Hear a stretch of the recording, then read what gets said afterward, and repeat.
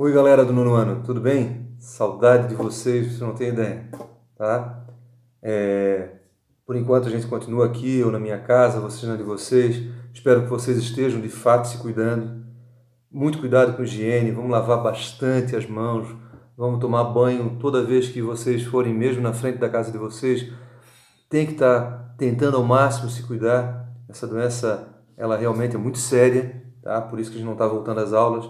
A gente não tem ideia de quando volta, mas por enquanto a gente vai trabalhar dessa forma, de uma maneira virtual, uma maneira que não é a que a gente escolheu para que fosse, mas é o jeito que a gente tem para poder trabalhar alguns conteúdos com vocês. Eu não vou seguir ordem cronológica, eu vou estar trabalhando um pouco da história da República nos seus primeiros anos. Na aula passada, no nosso encontro, nossa teleaula passada, que foi a nossa segunda atividade, mas foi a nossa primeira teleaula. Hoje é a nossa segunda teleaula. Na primeira atividade foi uma visita virtual ao museu. Hoje nós vamos estar falando sobre um momento também da República Velha. E vocês, na aula passada, trabalharam um pouquinho sobre a revolta da vacina. Para quem não sabe, foi a revolta da vacina. Era a atividade, procurar no Google do que a gente estava tratando ali, do que a gente estava tratando naquela teleaula, naquele encontro. Era a revolta da vacina vivida no governo Rodrigues Alves. Hoje, nós vamos conviver com uma outra revolta, com uma guerra que acontece no sertão nordestino, certo? Mas para que vocês entendam, para que vocês conheçam um pouco dessa guerra, que é a Guerra de Canudos, eu gostaria que vocês primeiro fizessem uma reflexão. O império que caiu perdeu as bases. Estão lembrados que o Império perdeu suas bases? Nós vamos de vez em quando falar nisso na República Velha. Uma das bases de sustentação do Império foi a Igreja Católica. Quando a Igreja se separa do Estado e quando a República é proclamada, na primeira Constituição da República, uma das cláusulas que é colocada nessa Constituição é a criação do casamento no civil e a separação entre Igreja e Estado. Isso está na Constituição de 1891. A partir desse momento, muitos dos fiéis da Igreja se rebelaram contra a República. Disseram que a República era coisa do demo, era coisa ruim. Olha só que loucura. E sabe por que eles disseram isso?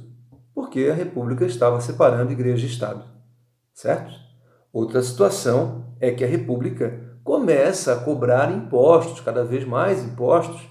Então, se o Império cobrava impostos, a República continua e cobra até novos impostos. Isso vai gerar, com os tempos, isso vai gerar algumas revoltas. Mas a separação Igreja-Estado gera tanto o surgimento de fanáticos religiosos no sul do Brasil, que a gente vai ver talvez mais tarde, se quisermos, ou na sala de aula, vamos ver sim, quando trabalharmos aí a questão do contestado, onde há um envolvimento religioso também, com o monge João Maria, mas nós vamos também estar falando aí de movimentos fanáticos religiosos no Norte e Nordeste. No Nordeste, especificamente na aula de hoje, a Guerra de Canudos. A Guerra de Canudos envolve um jovem chamado Antônio Mendes Maciel.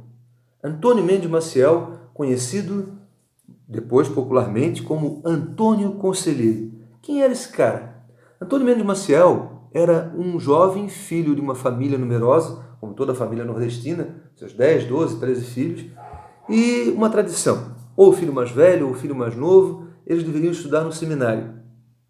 Antônio Mendes não queria ser seminarista, nem sonhava em ser padre, mas, forçado pela família, ele foi para o seminário ainda na adolescência.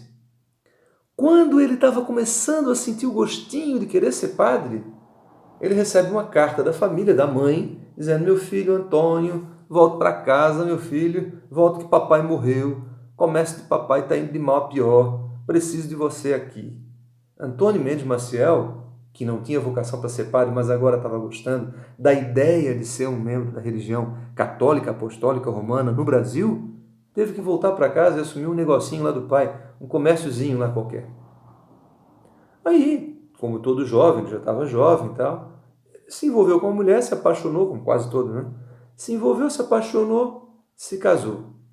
As coisas começaram a degringolar quando a mulher fugiu, deixou ele para lá. Fugiu com outro, sei lá, sumiu. Antônio ficou meio pirado. E aí ele começou a ter sonhos com passagens da Bíblia, que ele conhecia muito bem, começou a falar de Jesus Cristo, dos apóstolos, de São Lucas, de São Marcos, São Mateus. E aí Antônio começa a dar conselhos para algumas pessoas, dizendo, olha, nós temos que procurar uma vida melhor, vamos sair dessa miséria, porque a miséria era grande, a miséria era enorme. E aí ele começa a ter uma legião de seguidores. Pessoas começam a seguir Antônio Mendes Maciel, que fala, olha, nós vamos construir um lugar melhor, um grande vilarejo e vamos viver com dignidade. Dignidade é o que nós vamos conviver. A partir do momento que ele fala em dignidade, o povo segue Antônio Mendes Maciel. E aí eles constroem um vilarejo, uma igreja, algumas casinhas. E a partir do momento que ele constrói essa igreja e algumas casinhas, certo? Outra igreja, e a religiosidade é muito grande ali, ele começa a atrair pessoas e mais pessoas que vão plantar. Um traz um porco, outro traz uma porca, vão ter porquinhos. Um traz um galo, outro traz uma galinha, vão ter pintinhos. Um traz uma cabra, outro traz um bode, vão ter cabritinhos. E aí as pessoas vão ter leite, vão ter ovos, vão ter comida. Vai ter um ou outro que seja letrado, que possa ensinar o beabá para as crianças vão ter escola. Estão tendo dignidade. Antônio Conselheiro, como ele era chamado, fica famoso aí como se fosse um vidente, um homem santo. Só que a negativa de pagar impostos, a reclusão, a recusa da ideia de que a igreja tenha que separar do Estado, a repulsa contra a igreja, a revolta contra a igreja, atiçou os cachorros, tá? Os cachorros da República, que enviaram tropas. Foram 3 tropas que vieram para Canudos e cercaram Canudos e tentaram acabar com um bando de conselheiros.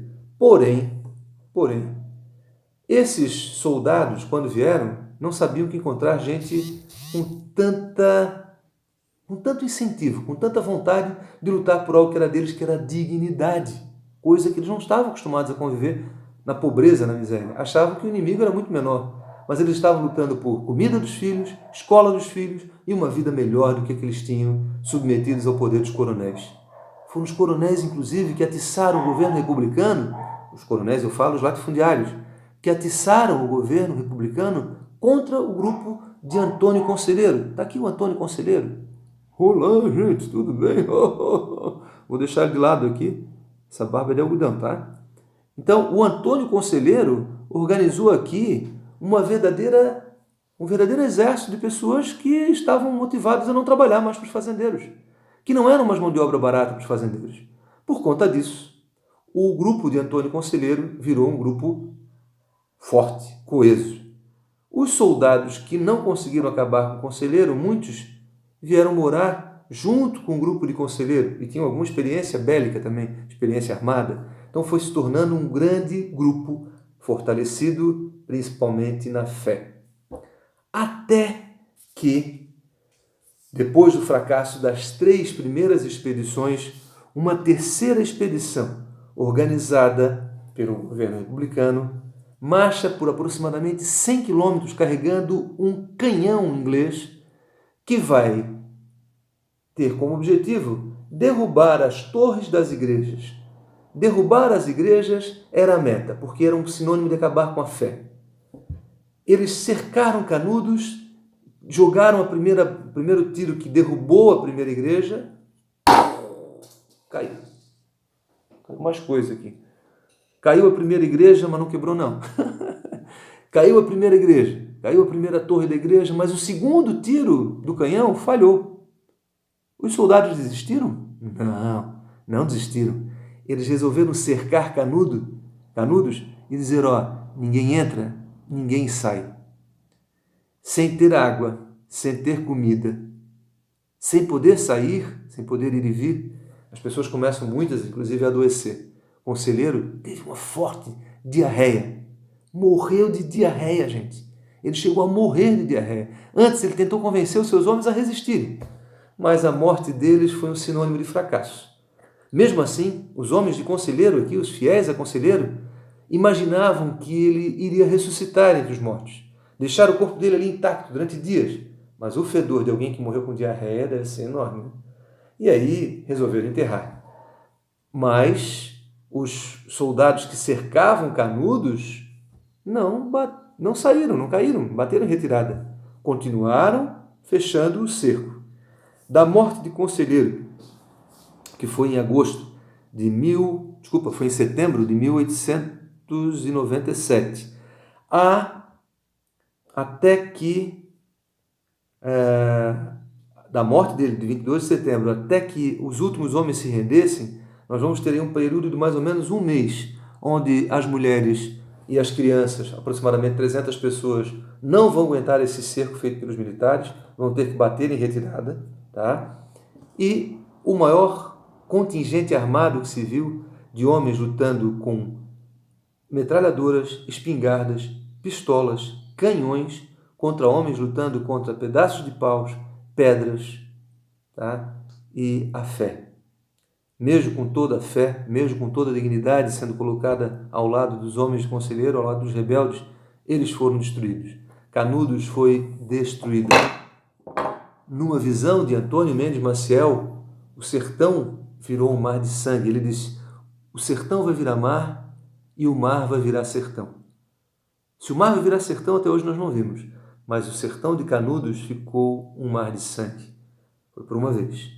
Uma segunda vez, quando uma barragem do Rio São Francisco foi construída para a construção de uma hidrelétrica nessa região aqui de Canudos. Então, essa região, hoje, ela está submersa. E talvez uma terceira inundação esteja para vir, e seja ela quando o mar vai virar sertão. Sei lá o que a gente pode dizer do futuro. Quem diria que a gente ia conviver com a pandemia, não é mesmo, gente? Então, essa aula de hoje mostra... para terminar, quando quase todos os homens foram mortos, foram derrotados, os soldados da República desenterraram o corpo de Conselheiro, pegaram a cabeça dele ainda em estágio de putrificação e levaram lá para Salvador para mostrar que eles eram os vencedores. Levaram aquilo como um troféu, para mostrar a força da República. Gente, a gente encerra por aqui.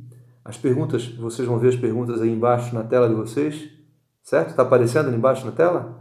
Não está? Também, gente, vocês não estão na Globo. Isso aqui é a aula do professor Felipe. Vocês vão ter umas questõezinhas aí para responder lá no caderno de vocês, lá na plataforma de vocês. Umas 2 questões apenas. Façam, leiam, que a leitura e os exercícios, as atividades são fundamentalmente importantes. Tanto quanto usar máscara, certo? De maneira adequada, tapando o nariz, tapando o queixo e evitando ao máximo sair de casa. Eu quero muito ver vocês, mas eu quero ver vocês bem, tá? Saudades, um beijo e até uma próxima.